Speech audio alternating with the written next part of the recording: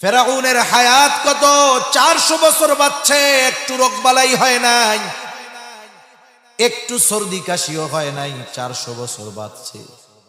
কত বড় জালেম! আমি আপনি কয় বছর বাঁচমু? ধরেন 70, সর্বোচ্চ ধরেন একজন বাঁচলো 80 বছর, তার মধ্যে দেখা যাবে 20 বছর শুধু রোগে শোগে কাটে। এই জামানায় কিছু মানুষের মতো ফেরাউন আছে, ওই ফেরাউনের চরিত্রের কিছু মানুষ আছে, জুলুম অত্যাচার করে, বয়সও গড় হায়াতের চাইতে বেশি, কিন্তু কোনো অসুস্থতা তারে পায় না।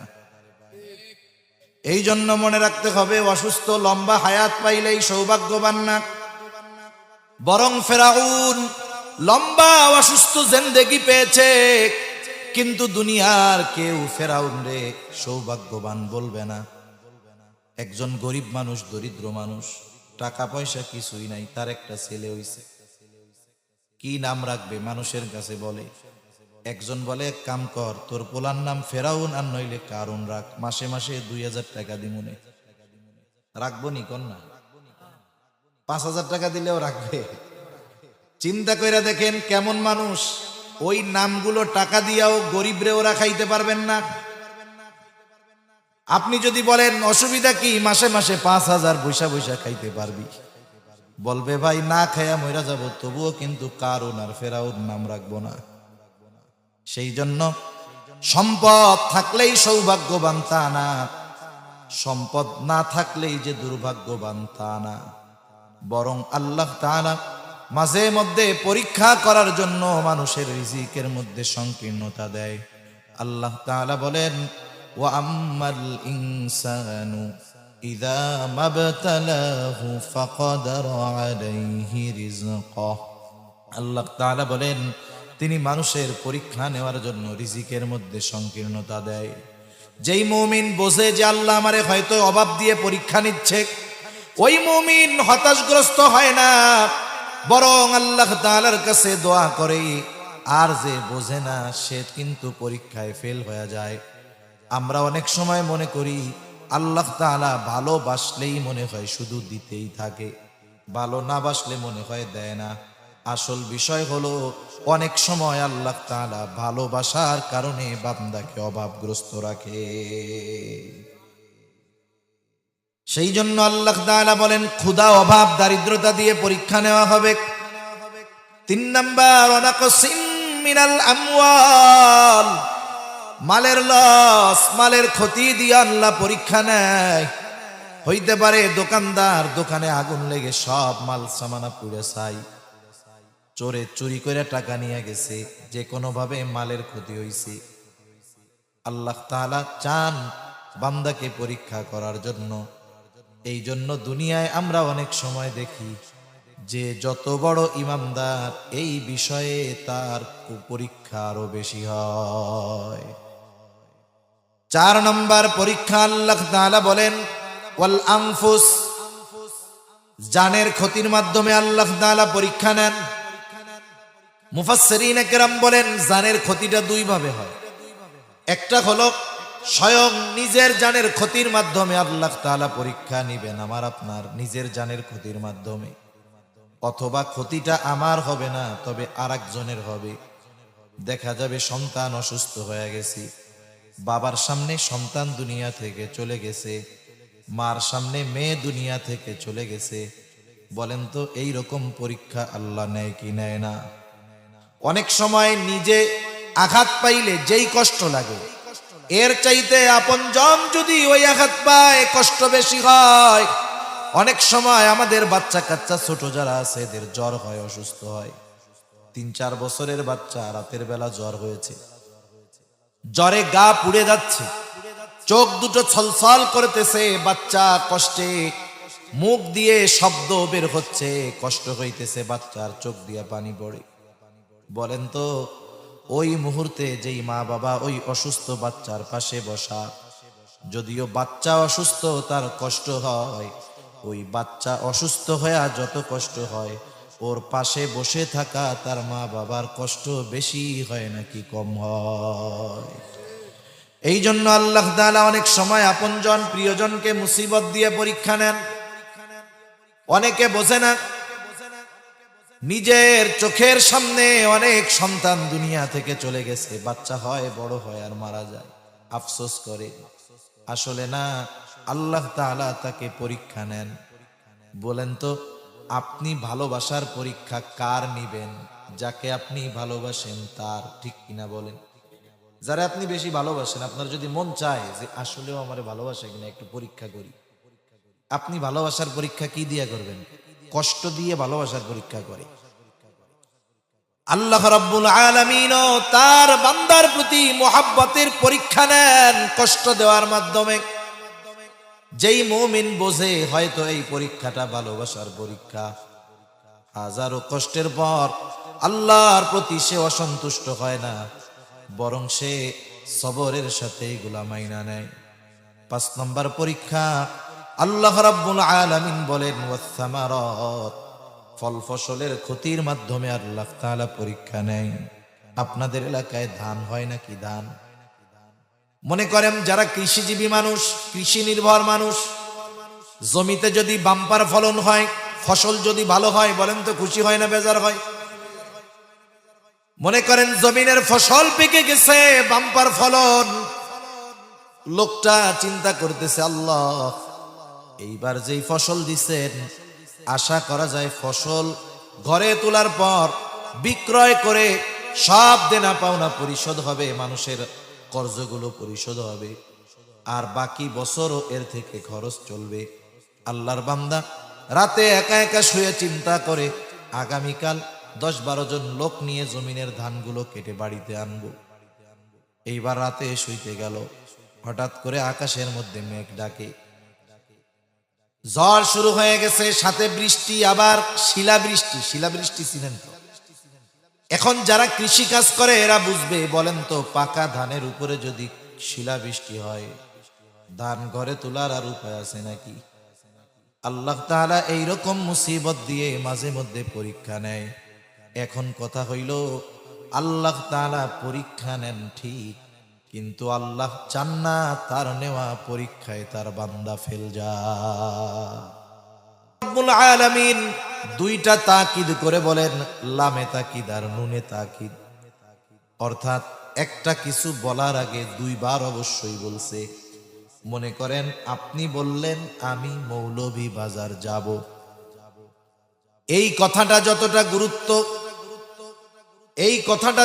গুরুত্ব প্রদান করে, আপনি যদি বলেন আমি অবশ্যই মৌলভী বাজার যাব, বলেন তো আগের কথার চাইতে অবশ্যই যোগ করলে কথার গুরুত্ব বেশি না কম? আবার যদি বলে আমি অবশ্যই মৌলভী বাজার যাব, আগের 2 বাক্যের চাইতে 2 বার অবশ্যই বললে গুরুত্ব কম না বেশি? আল্লাহ তাআলার কোন কথা গুরুত্ব হওয়ার জন্য কোন তাকিদ দরকার নাই, কিন্তু মানুষের অভ্যাস হলো শব্দের আধিক্যের কারণে অনেক সময় গুরুত্ব দেয় বেশি। আমাদের খাসলাতের কারণে, অভ্যাসের কারণে আল্লাহ বলেন ওয়ালা নাবলুওয়ান্নাকুম বিশাইইম মিনাল খাউফ। আল্লাহ রাব্বুল আলামিন বলেন আমি অবশ্যই তোমাদের পরীক্ষা নিব মুমিন। পরীক্ষা কোন কোন বিষয়ের হবে? 1 নম্বরে আল্লাহ তাআলা বলেন বিশাইইম মিনাল খাউফ, 1 নম্বর ভয় ভীতির মাধ্যমে পরীক্ষা নেওয়া হবে। এই দুনিয়ায় কোন মুমিন যদি ঈমানের উপরে অটল অবিচল থাকতে চায়, হাজারো বাধা বিপত্তি ভয় ভীতির সম্মুখীন হওয়া লাগবে কি লাগবে না? এই দুনিয়াতে ঈমানের উপরে যারা আছে, যার ঈমান যত খাঁটি, যার ঈমান যত মজবুত, তার পরীক্ষাটাও তত মজবুত। আল্লাহ নবী সাল্লাল্লাহু আলাইহি ওয়াসাল্লাম এজন্য জানায়া দেন, পরীক্ষা এমনটা হবে না ক্লাস 5-এর ছাত্রকে 8-এর পরীক্ষা নেওয়া হবে না, 8-এর ছাত্রকে ম্যাট্রিক পরীক্ষার প্রশ্ন দেওয়া হবে না, 5-এর ছাত্র যত মেধাবী হোক তাকে 5-এর পরীক্ষাই নেওয়া হবে, 8-এর ছাত্র যত মেধাবী হোক তাকে 8-এর প্রশ্নই দেওয়া হবে। এই জন্য ইমানের ক্লাসিফিকেশন যেমন আল্লাহ তাআলা পরীক্ষা নিবেন তেমন। মনে রাখবেন, ক্লাস 1-এর ছাত্রর কাছে ক্লাস 1-এর প্রশ্নটা যেমন কঠিন, এইচএসসি পরীক্ষার ছাত্রর কাছে তার পরীক্ষার প্রশ্নটাও তেমন কঠিন। আবার এমন হবে না এইচএসসি যে পড়ে পরীক্ষা দিবে তাকে ক্লাস 1-এর খাতা দেওয়া হবে, তাহলে কি ইনসাফ হবে নাকি? আল্লাহ তাআলা পরীক্ষার ক্ষেত্রে ইনসাফ করবেন, ন্যায় বিচার করবেন। যে যেই স্তরের তাকে ওই স্তরের পরীক্ষাই দিবে। এরপরেও ম্যাট্রিক পরীক্ষা দিছে এক এলাকার 10 জন, ফেল গেছে 5 জন, একই ক্লাসের ছাত্র না? এখন যদি কেউ বলে যে তোমরা 10 জন একসাথে খেলাধুলা করতা, একই স্কুলে পড়তা, ওরা 5 জন পাশ করলো, তোমরা 5 জন পাশ করতে পারলা না কেন? ফেল গেলা কেন? একসাথেই তো চলতা। এইবার ওই ফেলের 5 জন যদি বলে চাচা পরীক্ষার প্রশ্ন বড় কঠিন ছিল, চাচা যদি পাল্টা প্রশ্ন করে তাইলে ওই 5 জনের প্রশ্ন আলাদা, তোমাদের 5 জনের প্রশ্ন মনে হয় আলাদা।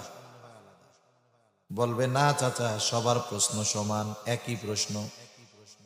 এইবার চাচা বলবে একই কলেজে পড়ো, একই স্কুলে পড়ো, একই স্যারের কাছে পড়ো, একই হলে পরীক্ষা দিলা, একই প্রশ্নই তোমাদের দেওয়া হলো, ওরা 5 জন গোল্ডেন এ প্লাস, তোমরা 2 জন 5 জন ফেল। তার মানে পরীক্ষার প্রশ্ন কঠিন এটা বলার কোনো সুযোগ নাই, বরং তোমরা টোটো কোম্পানির ম্যানেজার, নিজেরাই পরীক্ষার প্রস্তুতি যথাযথভাবে নাও নাই। প্রত্যেক জামানায় আল্লাহ তাআলা এই বিষয়ের পরীক্ষাগুলো নেন। এই যে বিষয়গুলো বললাম এই বিষয়ের পরীক্ষা প্রত্যেক জামানার আলোকে আল্লাহ নেন, ইমানের আলোকে নেন। তার মানে ওই ভয়ের মাত্রা ওই পরিমাণই থাকে যে সব মুমিন পাশ করার যোগ্যতা রাখে, তবে পাশ তারাই করে যারা অটল অবিচল থাকে, আর ফেল তারাই করে যারা গাফলতি করে। কথা বুঝেন নাই? এজন্য এটা বলার সুযোগ নাই যে নবী রাসূলদের যে পরীক্ষা নিছে আমাদের কি সেটা নিবে নাকি? নবীজিও জানাই দিয়েছেন সেটা নিবে না। তো নবীজি বলেন আশাদ্দুন নাসি বালা আল আম্বিয়া, আশাদ্দুন নাসি বালা আল আম্বিয়া সুম্মাল আমসালু ফাল আমসাল। মানুষের মধ্যে সবচাইতে কঠিন পরীক্ষা নেওয়া হয় পয়গম্বর আলাইহিস সালামের। এরপরে ধারাবাহিকতার ক্রমান্বয়ে সিঁড়ি যত নিচে নামে পরীক্ষার কঠোরতা তত কমে। তার মানে ঈমানের আলোকেই আল্লাহ তাআলা পরীক্ষা নেবেন। এই জন্য মুমিনের ঈমানের প্রথম পরীক্ষা আল্লাহ তাআলা নেবেন ভয় ভীতির মাধ্যমে। এ দুনিয়াতে ঈমানের উপরে যদি কেউ চলতে চায়, চলতে যায়, হাজারো বাধা বিপত্তি ভয় ভীতি আছে। পরিপূর্ণ দ্বীনের উপরে চললে পদে পদে বিপদ আছে। অনেক সময় বিপদ রাষ্ট্রীয়ভাবে আসে, অনেক সময় সামাজিকভাবে আসে, অনেক সময় দ্বীনের উপরে চলতে গেলে নিজের পরিবার থেকেও ভয় ভীতি বাধা আসে কি আসে না? হাজারো রকমের বাধা আসতে পারে। যেমন দেখেন বর্তমান দুনিয়ায় উলামায়ে কেরাম অনেক জেলখানায় আছে না নাই? সারা দুনিয়ায় উলামায়ে কেরাম আবদ্ধ আছে, জেলখানায় আছে, আমাদের দেশেও আছে। বলেন তো দুর্নীতি কইরা লন্ডনে বাড়ি বানানোর কারণে, টাকা পয়সা বিদেশে পাচার করার কারণে, জোরে বলে 7 মার্ডার করার কারণে এনারা যে জেলখানায় আছে একটাও খারাপ কারণ খুঁজে পাবেন না। তাহলে কেন ওনাদের উপরে এত চাপ? কেন ওনাদের ব্যাপারে এমন আচরণ? কারণ ওনারা হকের উপরে আছে, ঠিক কিনা বলেন? হকের উপরে থাকলে জেলখানায় যাওয়া লাগতে পারে। আবার এইটা মনে করার সুযোগ নাই যারা জেলখানায় যায় নাই এরা মনে হয় না হক, এইটা আবার না। তারা আমাদের চাইতে ইমানের দিক দিয়ে অনেক পাওয়ারফুল। এই জন্য আল্লাহ রাব্বুল আলামিন তাদেরকে হয়তো বাতিলের ভয় ভীতির সম্মুখীন করে আল্লাহ তাআলা তাদেরকে পরীক্ষা নিচ্ছেন, রিমান্ডের মুখোমুখি করে আল্লাহ তাআলা তাদের পরীক্ষা নিচ্ছেন। আর ওই মানুষগুলোই যখন ইমানের উপরে অটল অবিচল, আল্লাহ রাব্বুল আলামিন এই কারণে দুনিয়া এবং আখিরাতে তাদের মর্যাদা বাড়ায়া দিচ্ছে। মনে রাখবেন ভালো কাজ করার কারণে যদি জেলে যাইতে হয়, বাহির হওয়ার পরে জেলে যাওয়ার আগের চাইতে মর্যাদা সম্মান আরো বাড়ায় দেয় কে? আর চুরি ডাকাতি করে যেগুলা জেলে যায় ওদের সম্মান বাড়ে না, মানুষ আরো দেখলে কি দেখু যে চোর যায় বলে, কি বলে না? উপমা দিলে অনেক দেওয়া যাবে, আমি আর ওইদিকে যাব না। আমরা জানি কত পরিচিত উলামায়ে কেরাম